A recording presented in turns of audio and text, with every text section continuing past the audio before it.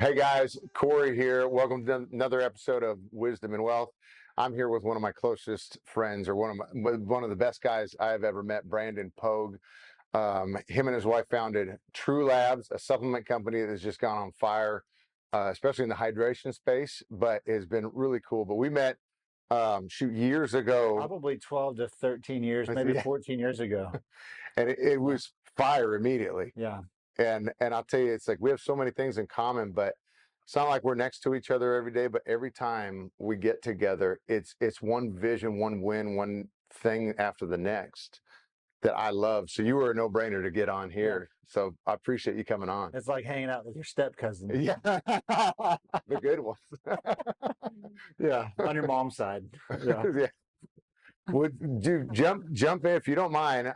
Share a little bit about TruLabs. Share how you guys started this thing. Yeah. I know some of the story, but like I'd love share a little bit about how you got into this and where you're at today. Sure. Yeah. So what happened is I was in commercial real estate for 15 years, and I had a real estate client who was doing an industrial lease, and he was actually a manufacturer of products. And so what was interesting is that I got to see behind the curtain of what it looked like to manufacture products and supplements and things that help people. At the same time, on the other side of this journey, my wife and I had been going through different health issues, and we found holistic medicine. And what was interesting is that holistic medicine and supplements, like that world really had not done a very good job of coagulating together. And all the natural stuff that our hippie doctors and the holistic practitioners were telling us to take, whenever we would take something orally, if it wasn't a pill, if it was a drink or something you had to chew, it always tasted really bad. And I'm like, why do natural products taste bad when God invented fruit, right? God gave you taste buds. You're supposed to use them. You don't have to go through life saying, wow, this is just a mediocre product. I'm going to take it because I've heard it's good for me. The products that we make are really, really healthy. Every ingredient is tested, but we also make them taste really good. And I think that's the essence of TruLabs, is that we make great products that taste amazing. That's a big deal. It's a huge deal, especially if you've been in the supplement world at all, right? Yeah, it is. And I think this is what's really frustrating in the CPG world, consumer packaged goods world, is that when you see these huge companies, we were next to a tea company. We were in Bentonville last week, and this tea company is like selling $350 million a year of sweet tea, right? But it's loaded with sugar. Like it's just sugar, sugar, sugar. And so when you see these big companies in CPG that have been successful, they're always full of sugar, and it's because people want the taste. They really want the taste more than they want the healthy, right? You know, and I think that's where we're different, is that you don't have to sacrifice the taste and the healthy with us. That's a big deal. I know I look out for that like crazy, right? I know I'm chubby. You're not chubby. I'm gonna eat the whole You cake. were chubby like 10 years ago. You're not chubby now. Well, look, the lineman appetite never leaves. Yeah. But it was a big deal for me, because if I'm looking for something to drink or consume anyways, like pie's going to get thrown at me at some point. Yeah. So if I can cut out as much sugar as possible, sure, I'm going to do that. Well, 30% of Americans are either type 1 or type 2 diabetics or pre-diabetic. So 100 million Americans don't need any more sugar. And so we're not going to be the company that adds to that, right? We're going to try and take sugar out of their diet. And we actually have some ingredients that actually will help take the sugar molecules out of your body, so they don't become part of the body, which is kind of interesting. Well, that's kind of cool. Yeah, it is kind of cool. I like that. Yeah, it is. It is cool. Yeah. I'm like, I don't know if it's a dangerous question to ask, go into that. Yeah, I mean, I don't want to get too scientific on it, but it's really cool to find to have something that you can enjoy water with, or you can enjoy like a sweet beverage, but to know that it's really good for you. I think that's why our TruLabs Hydrate is kind of took fire, you know? Yeah, heck yeah. Well, okay. Now, you started this thing, and we knew each other before you started this thing, or at the beginning at least. And I know you've gone through a name change and a bunch of different rapid formations. Like, if you hit on those, I guess, if you don't mind, like you had a huge milestone not too long ago. Yeah. What was that? Well, so let's just go back. I mean, the name change was actually not a name change. It was a failed business. So that real estate client that I had, who was a manufacturer, was also a partner in our business. And I didn't realize that he was marking up our products probably 3 times more than we should have been paying for our cost. Okay. And so we had to end up shutting that business down. And when we shut that business down, we started saying, well, we want to stay in this. We feel like we're called to this. And that's where my wife and I, we were in our kitchen. We actually came up with the name TruLabs. We're like, let's do something truthful. Let's do something that helps people. And so we started searching on GoDaddy for, something truth and labs, and then TRUE. And then we started to realize that a lot of people were spelling true TRU. And so we found the 7-letter character.com, and we bought it, for $3,500 on GoDaddy or whatever that day. And we were off to the races, and then we were into the patent office getting the name trademarked and all that kind of stuff. So there's been a lot of stuff that we've learned on this. But I think that one of the hardest things is when you have this idea for a business, you think, well, it's going to be tough for a little bit, but you don't know how long that little bit's going to last. Yeah. And for us, like, gosh, we're in year 5 now, right? So, year 6. Like, there were mornings where I was like, God, how is this going to work? And every morning, I think, we're going to talk about the secret to success. The secret to success. For us, it's, I go in every morning before I work out, and I talk to the Lord, and I get in my Bible, I put praise and worship music on, and I say, God, I need your help today because I can't do this without you. And that's really where I get the battle plan for the day. And, there were so many times in this business, like, God, look, we don't have enough money to keep going for another month or 2 months. And I would hear God just whisper, he's like, do you have enough for today? And I was like, yeah, God, we've got enough. He's like, well, don't worry about tomorrow. I've got it. And so I was like, okay, God. So, like, there's been many times that we've had to go that deep into it, to where it was like, God, it's all you. Like, we gave the business to the Lord about 3 or 4 years ago, and that's kind of when everything just kind of took off. Wow. Yeah. That's awesome. Yeah. Dude, so, okay, one thing you made me think of, I like this. Let's start with something truthful, right? Yeah. And I think as so many people get into business, there's a lot of compromise people make with themselves. And I hear this: what you compromise to get, you'll have to compromise to keep.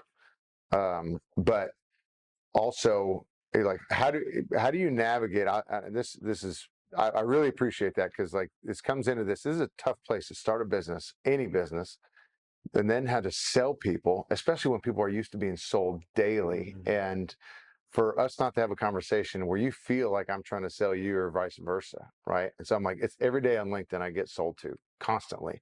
And how do you walk through that truthful feeling, especially at the beginning of a business, and walk in that truth? I mean, if you could speak to that for especially people that are maybe even in that season right now, even in an established business, to not compromise to get the big deal, or get something bigger than they should be.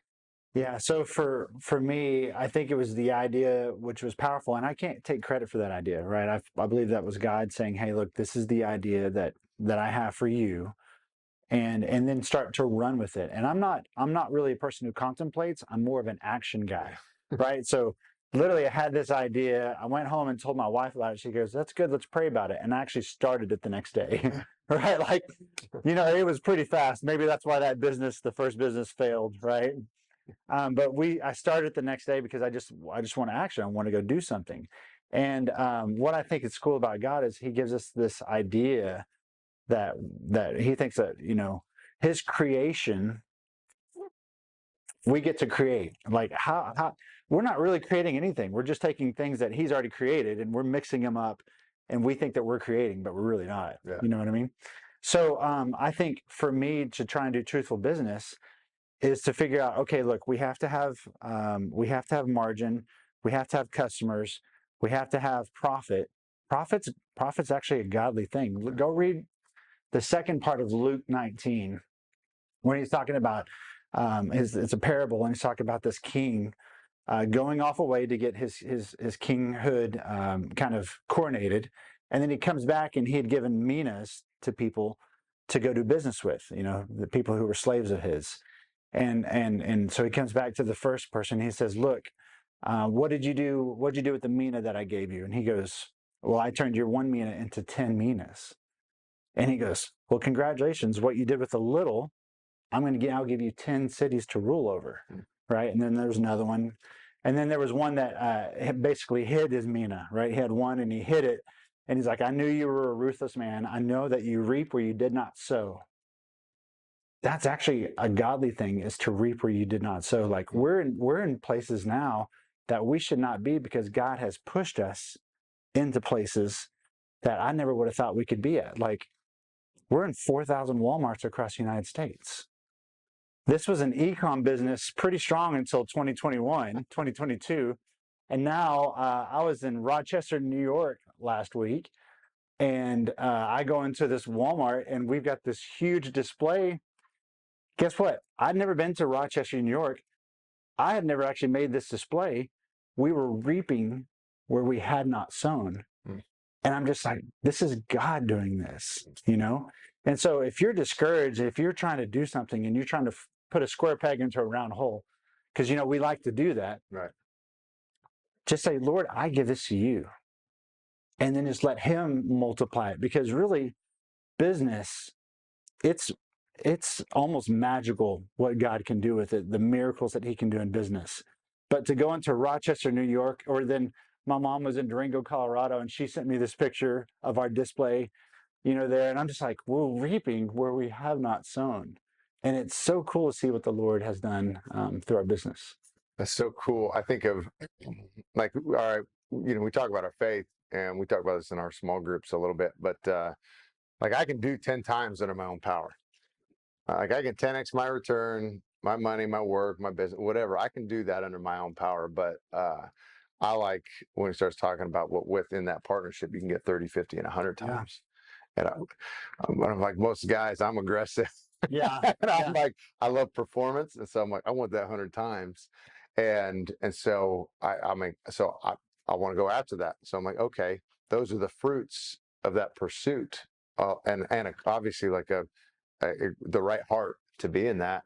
But it's really cool to see that. And so, okay, to go, tell us about the Walmart. Tell us about hitting the big number you guys just hit recently, and like how did that come to? So you know, our annual year, like which is measured from summer to summer, we hit a $10 million milestone, right? Which, you know, I remember our first year in business, we did $170,000, and I was like, wow, we've made it, you know. And the next year we did, you know, 700,000. Then the year after that, we broke the $1 million mark, right?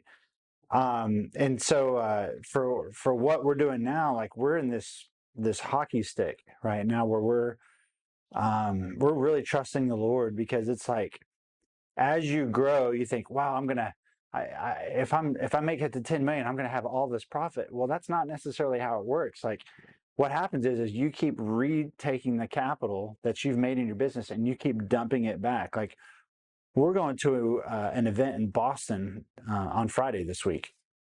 We've got a 20 by 20 large island at this convention center that we've purchased, and we're setting up this huge booth. I mean, we've got 4 or 5 people setting up this booth. It's going to take them 2 days just to set up our booth, right?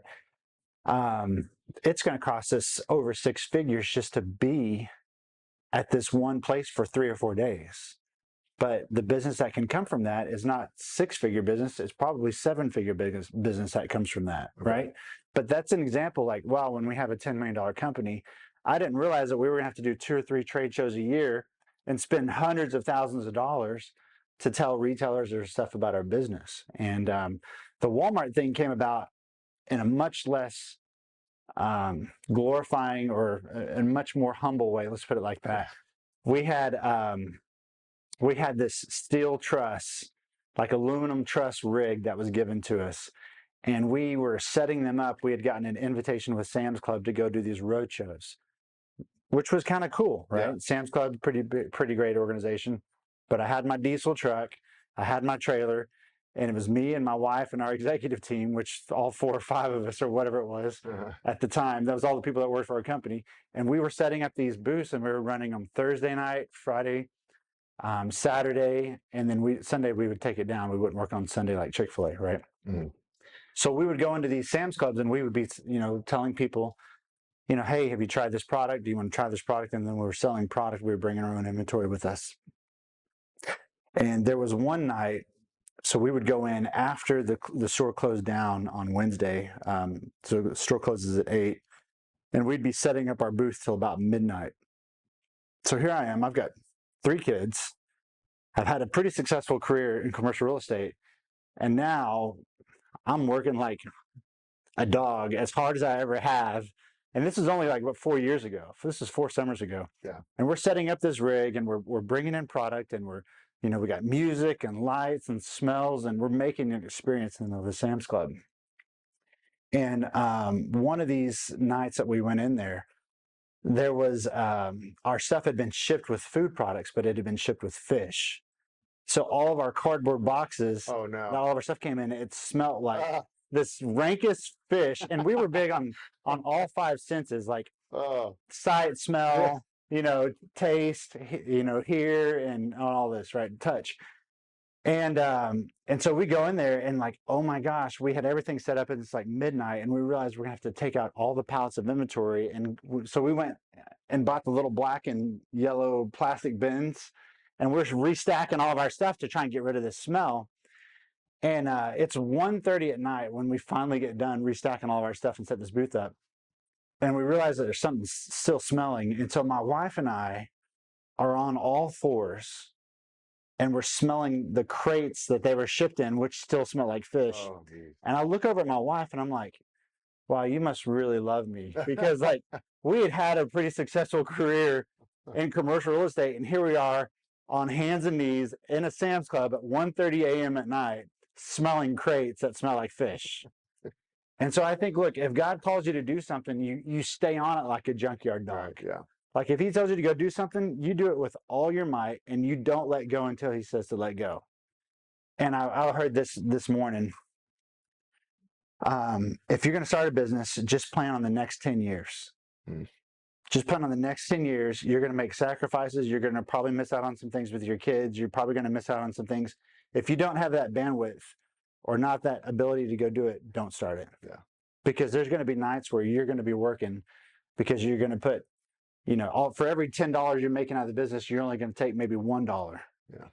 Before you can finally start to make a big profit later down the road. And I think with us, it's like we knew we had something special, and it's taken us a while. But the longer you stay in your business, the more that people see you as an expert. Yeah.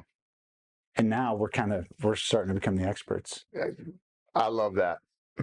I think, and we just kind of have our own journeys. I'm like, I always tell people, I'm like, I'll cuss and pray in the same sentence. You got to like pardon me and like give me some grace, you know? But I love Jesus, but I cuss a little bit. Yeah, exactly. And anybody that brings me on a stage, I'm like, they're taking a risk. They took out extra insurance on me. Okay. But something that I see in our world a lot, I even see it in the church a lot, is the lack of work to go into anything. And where people, they have the illusion that they work, or the belief that they work more than they do, but they're not doing stuff like this. And which the reason I chuckle is last week I was up till 3 a.m. working on one person's stuff. And, get a comment from somebody else like, you're crazy. I go, yeah, I am, because I have a vision that's way bigger than me. And that's what I love hearing, is I want to put that stuff on display, is like, you got a husband and wife that are bought in, smelling fish on crates. Dude, it's I'll never forget it. Like, as long as I live, it was such a humbling moment, but it was like, okay, we're doing this. Yeah. We're all in.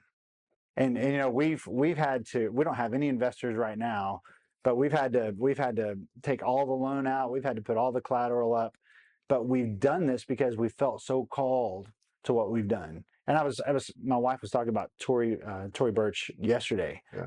She's one of 20 women-owned businesses that are valued over $1 billion, and nobody would give her a loan, or nobody would help her out when she was first starting. And now she started a fund for women-owned businesses, because she knows how hard it was to get those first few steps. And when I saw that, I was like, oh man, I would love to do that someday. Heck yeah.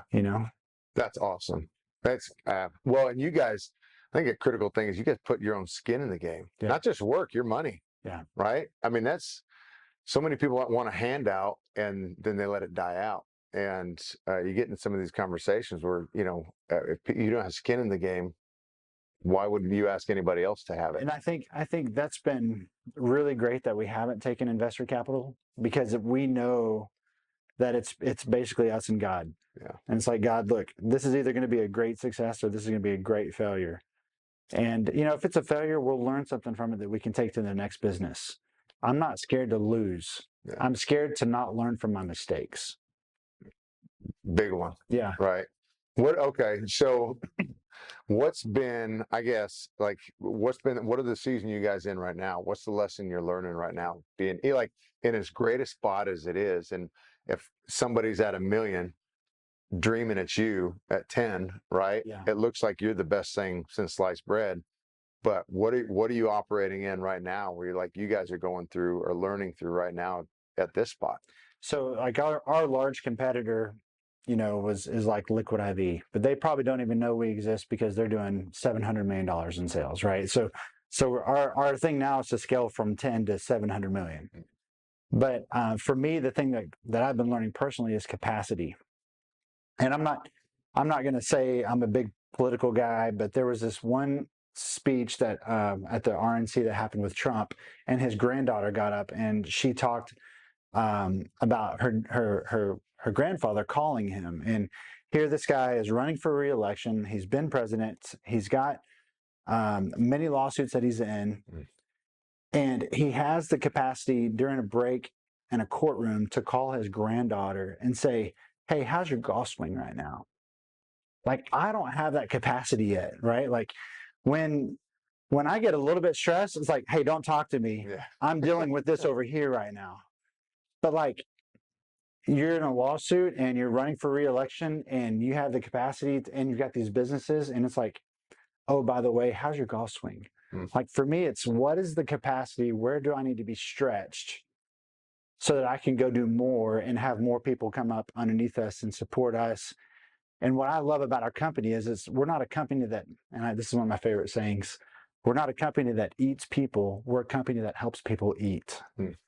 Because there's companies that have human resources, because when they spit up and chew somebody and they've gone through everything they have to offer, they kick them out and they bring somebody else in, right? We want to be a company that actually helps put food on the table and helps people to live these blessed, prosperous lives. And so I would say that we probably overpay a lot of our people that are on our team because we want to help them. Yeah. I can relate, right? But I'm like, I think we've all kind of been in a place where, especially if you've been in sales at all, like you ever had somebody change their comp structure 10 times on you? Yeah. I bet you had some of that. Yeah.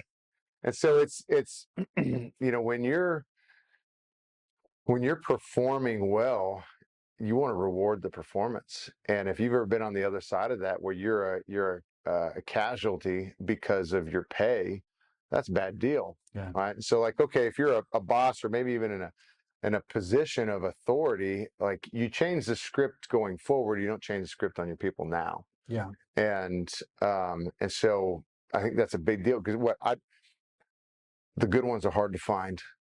Anybody who's been through the hiring process and firing process knows about that. Holy cow, there's a lot of lazy people in this world. But somebody who is really good and overvalued in the position, like, pay them, take care of them, and they will go over and above what they could ever possibly imagine for you. And I had this conversation with guys that helped me place positions in the company, and he was like, listen, man, if they're doing so well for you, give them an extra 15 or give them an extra 10 or 15, whatever that bump is to you, because if you're paying somebody 50, you're gonna spend that. You got a $35,000 discount essentially to make sure that this person stays. And when it got framed like that, I was like, well, this is a no-brainer then. And I'd rather keep and overpay somebody who is valuable than stretch it thin to just have bodies. Well, the difference between us at 10 million and us and 20 million is not doubling our staff. Yeah. Because they have the capacity now. Our people have that capacity. It's maybe adding 1 or 2 more people, but we can go to a $20 million structure because we've got such a good base. with our people, and they have the capacity to do it, right? So we have maybe 15 people that are primarily TruLabs and on the payroll, and we probably need 3 to go to 20. 3 more, Okay, that's awesome. So it's because we have the right people on the team. Okay, so one of my last questions. We get into this conversation just before we came on camera, okay? But we both have girls. Your girls are older than mine. But talk about this. You and your girl just went off to Texas A&M for her sophomore year. We talked about you driving away freshman year, dropping her off, and how much it's so cool, but it breaks your heart. Running this company while going through that season of life and being a dad. Mm-hmm. How are you navigating that? So what was really great about that is she and I, when she was at home, she worked out with me almost every morning. We have a gym that about 12 people come in and work out with. And so she was not just my daughter, but she also called me coach. And it'll get me teary-eyed thinking about it. But we became very close in the gym because we had another relationship with each other that not all of my other kids now. Now my son is working out with me, and we're starting to develop that relationship. But making sure, and I think this is kind of good. I think it's really good for the kids of America to see their parents struggle a little bit. I think we always try to protect them, and we always say, "Hey, look, things are going to be okay." But there's some things that they want that's not in the budget, and we say, "Hey, the budget says right now that we can't do that." And I think it's good for them to have that restraint, because otherwise they come in and they go to college and they think they're going to be a boss when they come out of college, which you and I know that that's not the truth, right? And it's good to let them see that the value of a dollar. And so I think my kids have really, as they've seen Jen and I go through this, they've seen us really have to fight for some stuff. And some of that was always making sure that we were taking a family trip in the summer, always making sure that we were being intentional with our time, and any excess time we weren't spending with other people. We were really spending with our internal family. And we were making sure that, our first ministry was not, leading a Bible study with men or something like that, but our first ministry was really with our kids. That's a big deal. Dude, I honestly, our kids turned out way better than I deserve, right? I'm taking my other daughter to A&M on Wednesday. So I have 2 kids at A&M this semester. I'm so excited about it. Yeah. See, I look forward to that, but I don't at the same time. It's tough. No, it's tough. And I think, that's why when I dropped off Lexi last year, I'm driving away in my truck and I'm just bawling. It was like the painful cry. And it's because the devil was lying and saying, "Hey, it's never going to be as good as it was, or it's never going to be like it was." But what's fun is that she came home this summer. She brought a guy that she's dating who I really liked, and we've been hanging out. And so we had this full house of this summer was just full of people, and it was so vibrant. And I really feel like it was better than it ever had been before. And now she knows how to clean dishes. She knows how to clean up after herself. She's gotten a little bit of those things with her life because she's been living on her own, that she's become more responsible and has actually become better. That's awesome. That's cool. Okay. Last question. That same vein, what would you tell a young person going into college? They're going off into their own world, right? Yeah. Now, you're still dad. Mom and dad are still there. But this is a big step for them becoming an adult and their own person. What do you tell to somebody who's walking into that space for the first time? There's really four tricks to that. If you ask me, I think, and we've led our kids in a Christian home, but I would say get praying. I would say get humble, get the right people into your life, right? Because if you don't have the right people in your life, it's really hard to navigate a lot of those life choices, and to make sure the bad people, you get them out of your life, right? And you can't really find the right people until you get the wrong people out of your life, right? Because there's really 4 ways God speaks to you. It's through prayer, it's through reading the Bible, it's through trusted advisors, which that's what you are for your business, as a trusted advisor. And the last door is painful circumstances. And painful circumstances can be a very good teacher, but it's a door that if you can avoid door number 4, Yeah. listen to the other first 3. I tell people, look, make sure that you pray, make sure that you get humble, because humility is such a secret to business. And I think when people see that on you, they're more apt to believe you versus somebody who comes in overpowering and saying that they know everything, because we all know that that's not true. Right. That's one of my favorite scriptures or proverbs is an abundance of counselors are safety. Mm-hmm.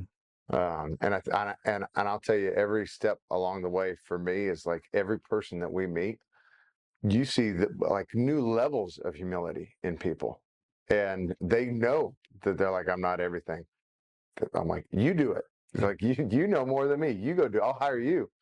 And that's cool to see, because I mean, especially for a guy like me who wants to perform or wants to provide more for my family or do more or give more and do all these big things. I'm like, those are the people to go emulate. Yeah. Right. And so I've learned a lot more from people that are humble versus people that are like, hey, I know everything, come follow me. Like, those are the kind of people, those are usually the wrong people to have in your life when they know everything. yeah. Because just wait, they're going to get burned, and you can watch it. Like, I've seen it so many times.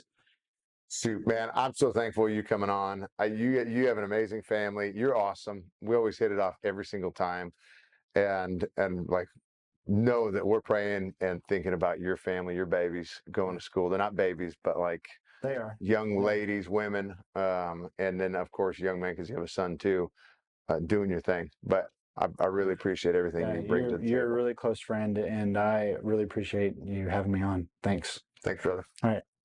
See you, bud.